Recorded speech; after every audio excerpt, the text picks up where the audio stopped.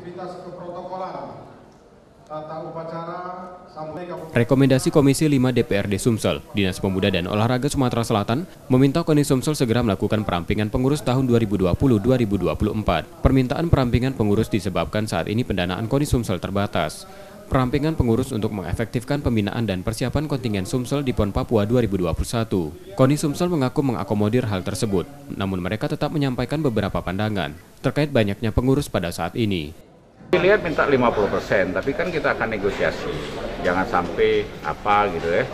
Tetap permintaan DPR dengan Dispora tetap kita hargai, tapi kita juga ingin memberikan pandangan bahwa kita juga ada kebutuhan yang pas juga untuk mempertahankan semaksimal mungkin pengurus kita. Ada 160 pengurus serta 60 satgas dalam pengurus KONI Sumsel periode 2020-2024. Nur Muhammad, Kompas TV, Palembang, Sumatera Selatan.